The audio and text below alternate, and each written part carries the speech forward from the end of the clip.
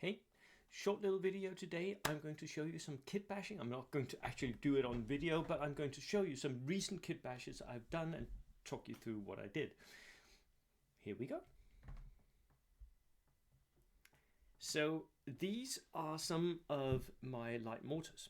Now for V3, I figured out that I needed a lot more light mortars, my UFO lists, right?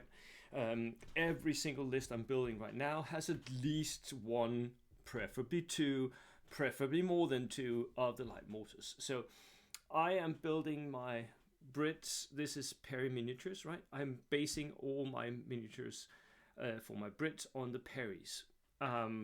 And this is a regular build straight out of the Perry Miniatures box. Now, I quickly figured out that I needed a lot more than was actually in a Perry Miniature box. I didn't have enough actual light mortars. I also wanted a little bit of diversity in how the models were actually represented so that they weren't all, like uniform. So one of the things that I very quickly did was I had a box of DAC Afrika Core, Deutsche Afrika Core, and I took the arms, so like the mortars on these guys. It is Brits, but it's German mortars. It's German light mortars that I'm using here, and I took a bunch of other arms that were lying flat that I could sort of use in my extensive bit box. Other Perry miniatures arms. This arm over here is the arm of an officer from the Desert Brits. This one over here is, I think, from the Dark pack as well. And the only thing I needed to do was to make sure that they didn't have rolled up sleeves, right? Because the the normal Desert Brits have rolled up sleeves, right? Hope you can see that. So that was my immediate quick fix for how to get a few more light mortars. Now, I also figured out that if I wanted to run a true UFO list, I needed more. So at some point, I bought a bunch of 3D printed medium mortars, which I based individually on small bases here. These are not full-size bases. And I use these for everything, right? Most of my light mortars teams actually drag one of these around. I know they're medium mortars, but they're just a marker because the light mortar is a marker. No one has ever complained about this, by the way. So what I'll often do is I will take a couple of Perry miniatures built just from the standard Perry miniature pack, with a hand that's gripping a grenade for a light mortar, and next to them I'll put one of the medium mortars. Now I have a light mortar team, the medium mortar indicating which of the models is actually holding the mortar. But I also did some kit bashing. So there's a little bit of kit bashing here, right? Two Perry boxes going together. But if you're going into Warlord Games stuff, then I have this little neat kit bash here.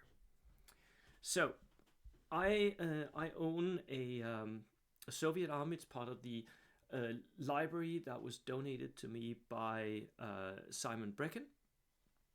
But that army needed more light mortars. It didn't really have any light mortars. It had other mortars, but it didn't have light mortars.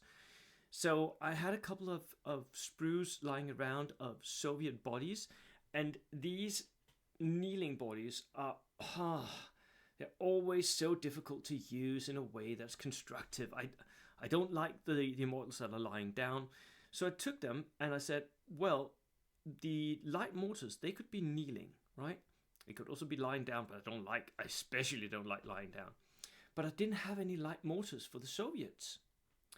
I did have a lot of unarmed arms, so this guy is armed with a spade and nothing in the other hand, which he works brilliantly for a loader for a light mortar. So I assembled the loader straight out of the Soviet sprue. And then this guy here, I took the knee mortars from a Japanese sprue I had lying around and added 2 arms to go here. So these are Japanese arms on a Soviet torso and a Soviet head. So the actual mortar is a Japanese knee mortar. No one will ever spot that unless I tell them, right? So that is how you kit bash stuff. You take stuff you have in other packs and you add them together. Typically it's arms or heads for me.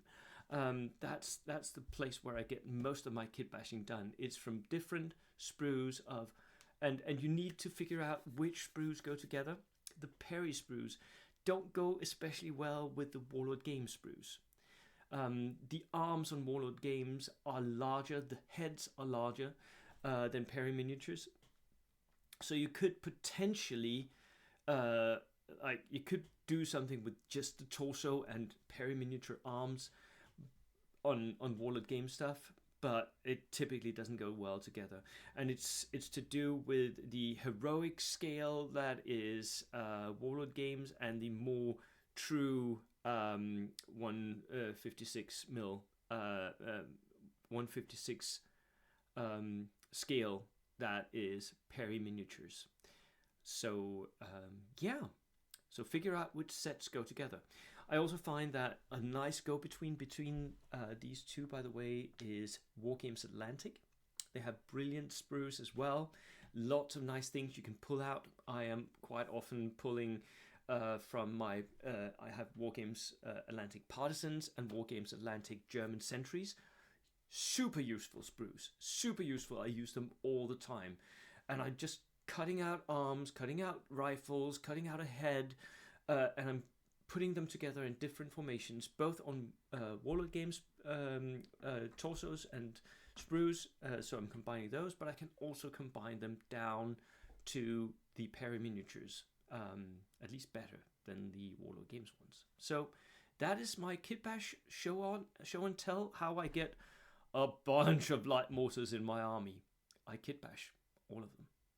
That's it. See you next time. Cheers.